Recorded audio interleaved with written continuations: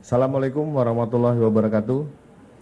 Selamat siang, salam sejahtera bagi kita semua. Shalom, Om Swastiastu, Namo Buddhaya, salam kebajikan rahayu. Yang sama-sama kita hormati, kita banggakan Bapak di Reskrim Polda Metro Jaya, Bapak Wadir Reskrim Kasubdit Ranmor, Kasubdit Penmas.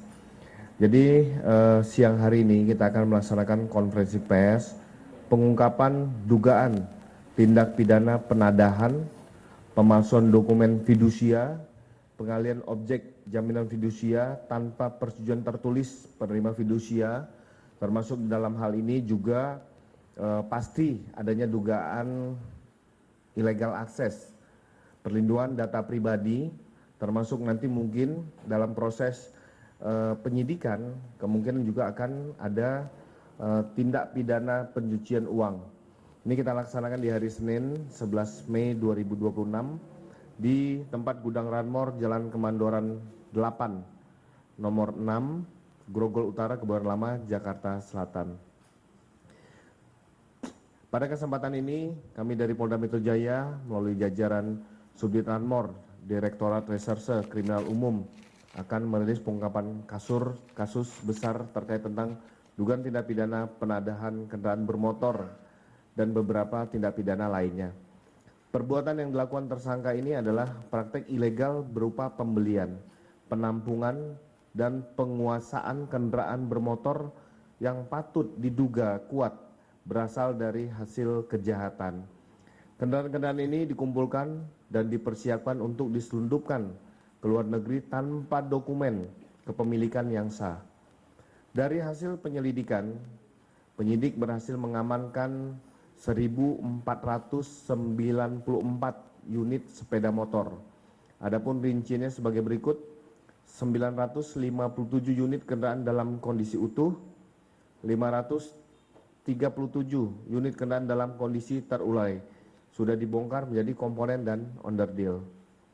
Berdasarkan pendalaman dari penyidik, kendaraan ini berasal dari berbagai tindak pidana, dan ini juga nanti tentunya akan dijelaskan secara rinci oleh Bapak Direktur. Tersangka menampung ribuan kendaraan ini di sebuah gudang khusus. Sebagian kendaraan juga dibongkar komponen-komponen agar lebih mudah dikemas ataupun disamarkan. Kemudian dikirim secara ilegal ke pasar internasional, diantaranya menuju negara Tahiti dan Togo.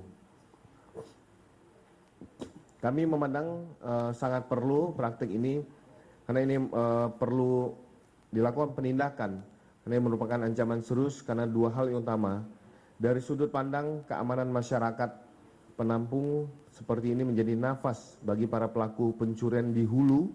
Selama ada jalur penjualan yang aman, aksi pencurian motor di masyarakat akan terus berulang. Dari sudut pandang kerugian negara, penyelundupan kendaraan secara ilegal jelas merugikan negara di sisi hilangnya potensi penerimaan pajak dan biaya keluar, serta merusak iklim usaha otomotif yang sehat. Langkah ini menjadi komitmen utama Polda Metro Jaya untuk memutus mata rantai kejahatan kendaraan bermotor dari hilir hingga ke hulu demi melindungi hak milik masyarakat. Untuk penjelasan lebih mendalam terkait kronologi penangkapan, identitas tersangka, pasal yang dipersangkakan, serta langkah-langkah pengembangan selanjutnya, kami persilakan Bapak Direktur Reserse Kriminal Umum Polda Metro Jaya untuk menyampaikan secara teknis. Kami persilakan. Terima kasih Pak Kabid Humas. Assalamualaikum warahmatullahi wabarakatuh. Selamat siang dan salam sejahtera untuk kita semuanya.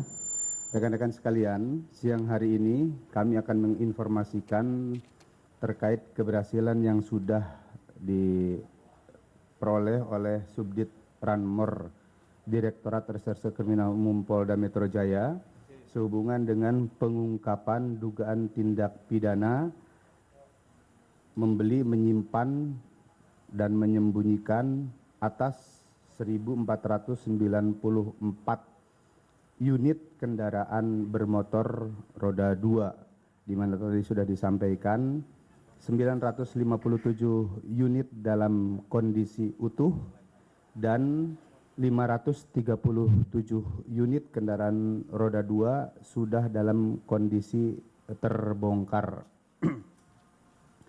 Ini kami lakukan penindakan di gudang PT Indobaik 26, yang mana kendaraan tersebut diduga berasal dari sebuah perbuatan tindak pidana kejahatan.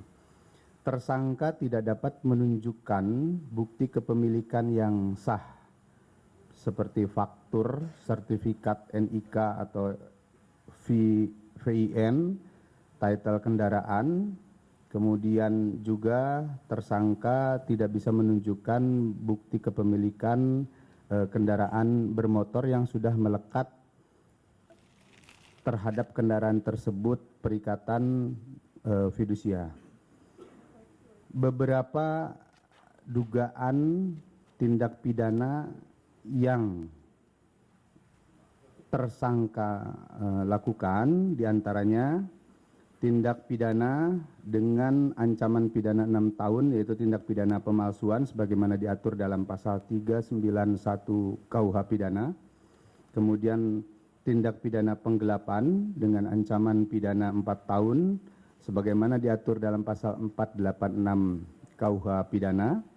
Tindak pidana penadahan dengan pidana penjara paling lama 4 tahun sebagaimana diatur dengan pasal 591 KUH pidana, dan juga tindak pidana menjadikan kebiasaan membeli, menukar, menerima jaminan gadai, menyimpan dan menyembunyikan, di mana diatur dalam pasal 591 KUH pidana dengan ancaman pidana paling lama 6 tahun. Selanjutnya juga tindak pidana pencucian uang dengan ancaman pidana paling lama 5 tahun sebagaimana diatur dalam pasal 607 KUH pidana. Juga kami terapkan dengan pasal 35 Undang-Undang RI nomor 42 tahun 1999 tentang jaminan fidusia dengan ancaman pidana paling singkat 1 tahun dan paling lama 5 tahun. Juga kami gunakan pasal mengalihkan, menggadaikan dan menyewakan benda yang menjadi jaminan objek fidusia sebagaimana diatur dalam pasal 36 Undang-Undang nomor 42 tahun 1999. Kemudian juga kami terapkan pasal penggunaan atau mengungkap data pribadi secara melawan hukum dengan ancaman pidana paling lama 4 tahun sebagaimana diatur dalam pasal 65 ayat 2 junto pasal 67 ayat 2 Undang-Undang nomor 27 tahun 2022 tentang perlindungan data pribadi. Adapun jumlah kendaraan yang diamankan yang sudah terjual selama durasi pelaksanaan penjualan yang dilakukan oleh tersangka dari sejak tahun 2022 sekitar 99.000 unit kendaraan bermotor roda 2. Yang hari ini kami amankan adalah 1.499 unit.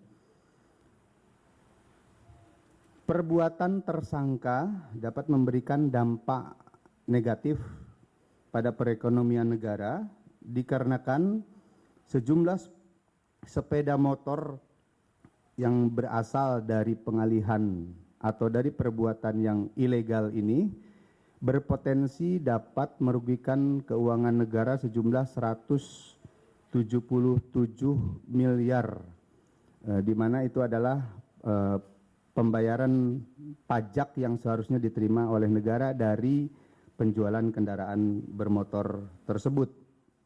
Kemudian juga dapat berpotensi merugikan masyarakat, di mana data masyarakat atau data KTP masyarakat yang digunakan oleh jaringan pelaku untuk mengaktifkan aplikasi atau mengaktifkan jaminan fidusia atau mengaktifkan pinjaman ini masyarakat tidak bisa menggunakan data pribadinya kembali karena data tersebut bermasalah. Ini kerugian yang bisa ditimbulkan atau timbul terhadap masyarakat yang KTP-nya atau data pribadinya digunakan oleh jaringan pelaku. Atau ketika data pribadi tersebut atau KTP tersebut digunakan oleh jaringan pelaku untuk aplikasi pembiayaan, kemudian yang bersangkutan tidak melakukan kewajiban pembayarannya, ini berpotensi terkena BI checking. Karena modus yang dilakukan oleh pelaku dengan menggunakan KTP tersebut, selanjutnya kendaraan dibawa atau dijual untuk diekspor ke luar Indonesia. Kemudian rekan-rekan sekalian, ini adalah upaya kami juga untuk memberikan perlindungan kepada masyarakat terkait dengan keamanan data pribadi. Oleh karena itu, kami juga menghimbau kepada masyarakat, mari sama-sama kita jaga dan gunakan data pribadi ini sesuai dengan ketentuan hukum yang berlaku dengan bijak dan beradab.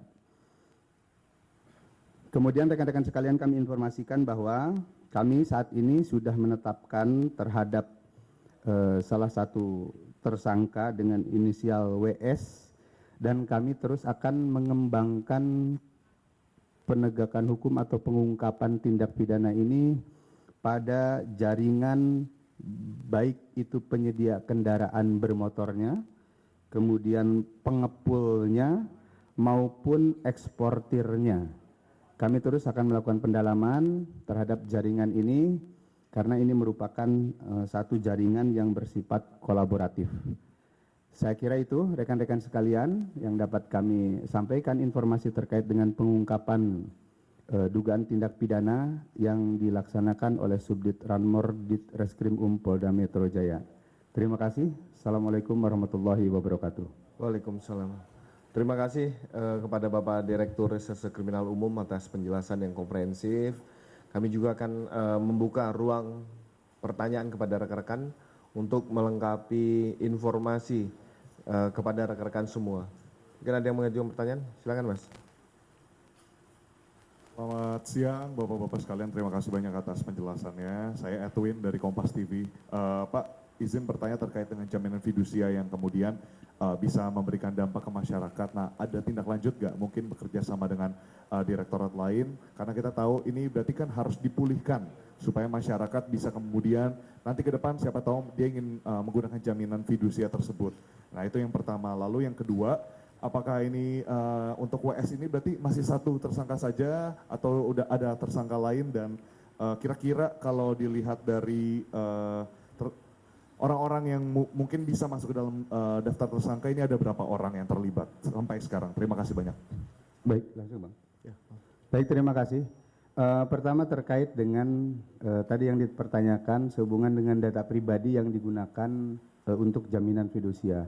Tentunya kami berbuat dan bertindak adalah untuk masyarakat, sehingga kami akan semaksimal mungkin meluruskan dan berkolaborasi dengan instansi lain atau dengan pihak lain yang sehubungan yang terhubung dengan penggunaan data pribadi tersebut, sehingga masyarakat tidak dirugikan. Yang paling utama tentunya itu kami akan lakukan penegakan hukum untuk menjaga data pribadi masyarakat ini bisa selalu digunakan sesuai dengan ketentuan perundang-undangan yang ada. Kemudian yang kedua, sehubungan dengan tersangka yang sudah kami tetapkan. Saat ini memang kami baru menetapkan satu orang, namun tidak menutup kemungkinan terhadap jaringan yang lainnya, sebagaimana tadi sudah kami sampaikan, ini adalah bentuk jaringan, sehingga kami terus melakukan pendalaman dan ada dugaan keterlibatan tersangka yang lainnya, baik itu dari penyedia kendaraannya, kemudian pengepulnya, maupun pengekspornya yang melakukan kegiatan ekspor kendaraan tersebut ke luar negeri. Terjawab ya, Mas ya? Belum. Belum, kita masih lakukan pemeriksaannya. Oke. Izin Pak, saya Rama dari Kompas, Harian Kompas. Pak, tadi yang pertama mengenai ribuan yang sudah diekspor ya sejak 2022 ya Pak ya. Itu mereka bisa mengekspor itu atas dasar apa Pak ya? Kan harus ada izin ekspornya juga. Apakah memang mereka ini tadi Bapak bilang sudah terlibat jaringan, apakah memang ada keterlibatan instansi yang memiliki kewenangan untuk mengekspor sehingga mereka bisa lolos ke dua negara tadi ya Pak ya? Haiti dengan Togo, Afrika dua-duanya itu Pak. Apakah memang ada keterlibatan instansi lain seperti itu? Karena mereka bisa sampai 2022 sampai sekarang berarti kan sudah berjalan sampai 4 tahun begitu. Nah, terus yang kedua, ini berapa merek ya Pak ya? Mereknya apakah memang satu merek atau ada beberapa merek yang digunakan? Apa yang yang dicuri Pak? Terus terkait penggunaan KTP masyarakat itu mereka modusnya apa? Apakah memang kayak di judul kan Pak, mereka minta terus kemudian ada rekeningnya terus kemudian dikasih uang. Ini untuk yang seperti ini seperti apa Pak? Mereka bisa mendapatkan identitas masyarakat sehingga bisa melakukan peminjaman ya Pak ya kepada lembaga penyedia dana begitu. Terima kasih Pak. Baik, terima kasih. Tentunya dengan dugaan keterlibatan dari pihak-pihak lain, tadi kami sudah sampaikan ya, karena ini berupa jaringan yang bersifat kolaboratif, kami dari penyidik tidak akan berhenti di sini, akan terus melakukan pendalaman dan pengembangan apakah ada keterlibatan dari pihak-pihak yang berkaitan dengan kegiatan ini. Tadi baik itu pengepul, penyedia kendaraan maupun kegiatan ekspornya. Lalu kemudian sehubungan dengan penggunaan data pribadi atau KTP yang tadi kita masih melakukan pendalaman sumber dari perolehan KTP tersebut. Apakah diperoleh dari sumber yang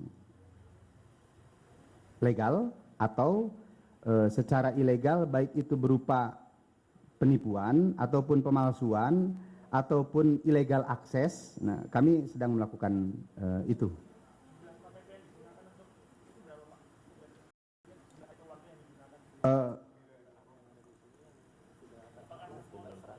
Untuk kendaraan, sementara ini hasil pemeriksaan kita, untuk kendaraan yang sudah ada atas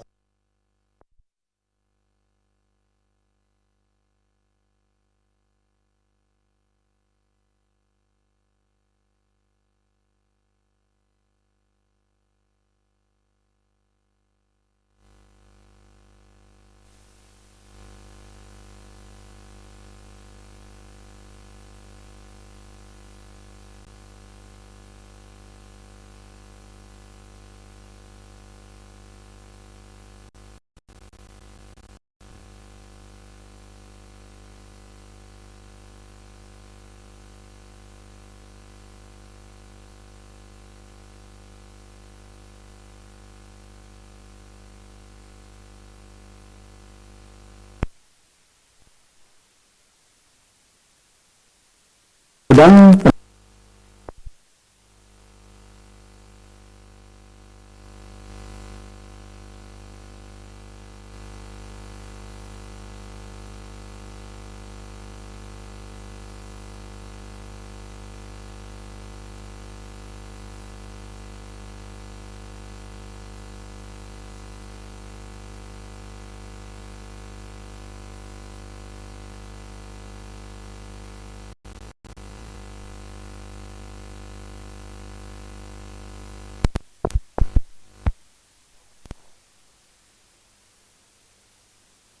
itu Pak, itu kerugian negara yang sudah dihitung itu hasil penyidik atau dari BPK-nya. Terima kasih Pak. Oke. Tadi sudah saya jelaskan ya, peran dari yang sudah kita tetapkan tersangka, sama pertanyaannya dengan yang barusan, dari mulai beli, nampung, ngepul, sampai dengan ekspor. Nah, itu makanya yang tersangka yang sudah kita tetapkan tersebut. Nanti tolong teman-teman pertanyaannya sama ya. Kemudian yang kedua, tadi kami sampaikan bahwa potensi kerugian negara, artinya ini kita masih harus melakukan penghitungan. Kalau untuk kepastiannya, ini kami menghitung potensinya apabila kendaraan tersebut dilakukan transaksi secara legal, maka negara berpotensi memperoleh pajak penjualan kendaraan tersebut adalah sejumlah yang tadi saya sebutkan 177 miliar. Ya, oke. Ya, Pi. Pertama itu terkait izin penugasan aja, kalau misalkan kendaraan ini tuh di izin penugasan aja Pak Kabit, kalau kendaraan itu dijualnya ini hanya ke luar negeri atau ada di Indonesia bagi Pak Kabit. Nah, kira-kira kalau misalkan itu ada berapa sih dan wilayah mana yang terbanyak, dan kira-kira berdasarkan kasus ini terungkap dari laporan masyarakat atau temuan dari penyidik? Baik. Untuk penjualan itu khusus diekspor ke luar negeri. Kemudian untuk awal pengungkapan ini kami memperoleh informasi terlebih dahulu, kemudian kami lakukan pendalaman, dan ketika dilakukan upaya penegakan hukum ditemukan sebagaimana yang kami informasikan tadi. Terjawab ya, Pi. Mungkin ada lagi? Terakhir. Pertanyaan titipan nih Wildan.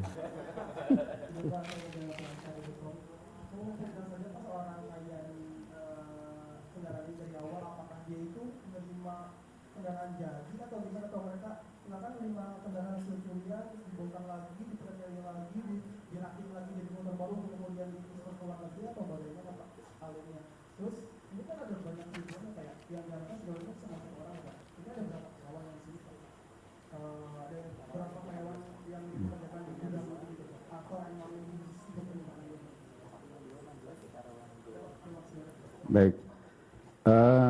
Pertama, untuk kendaraan diperoleh secara utuh. Jadi kendaraan diperoleh secara utuh. Adapun menurut keterangan daripada tersangka yang sudah dibongkar itu adalah untuk memudahkan untuk memudahkan pengiriman. Ini menurut keterangan tersangka ya. Kemudian untuk tadi karyawan yang kami lakukan pemeriksaan 16 orang, 2 orang admin dan 16 orang karyawan yang membantu di gudang ini. Dan tanggung jawabnya tadi 1 ya.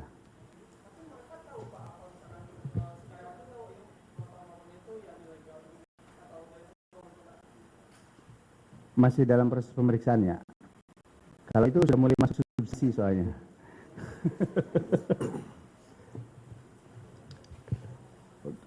Cukup ya, saya rasa pada rekan-rekan sekalian. Terima kasih Pak Dir, terima kasih rekan-rekan media sekalian.